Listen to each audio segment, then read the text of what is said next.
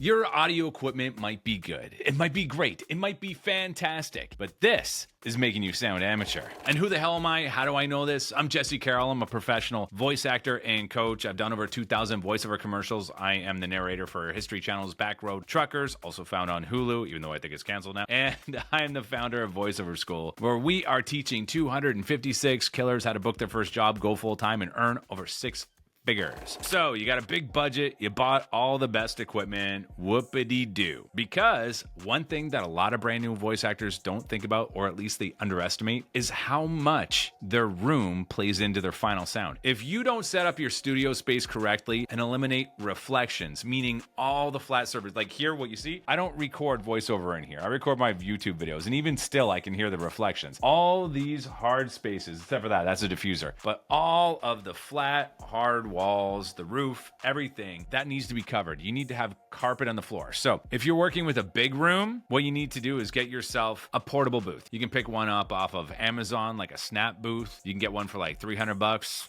And that's a pretty decent price for it, considering what you can make out of it. And even that, you're going to want to throw an extra comforter over top of it. So basically what Snap Booth is, it's like a bunch of PVC piping. You can make it yourself, but it's not going to be a whole lot cheaper and be a pain in the ass to make. It's a bunch of PVC piping to make it look like a skeleton of a shower. And then it's got moving blankets, which we in the business call acoustic blankets, hanging from all the sides, and then one over top of it. Just makes it super easy. I don't work for Snap Booth. I don't have any affiliate links for you. They don't pay me to say this. They're not sponsoring the show. I just think it's a nice, cheap product for a beginner to get started with. Now, if you don't have the budget for that, but you happen to have a walk-in closet, that's even better. What you're going to do is get a bunch of acoustic foam off of Amazon. It doesn't matter that it's not the best foam. It works just fine. I've done it many times. You don't have to get it from Gick Acoustics or the Foam Factory. Just get Amazon foam, super cheap. Put it all over every single wall you have inside your walk-in closet. Take your clothes out before you do it, and then put your clothes back in, because clothes sound great to absorb sound. You cannot have your ceiling uncovered. You have to cover that too. Every single hard, flat surface, including your desk, really, just put a towel over it. If you don't care that it looks ugly, whatever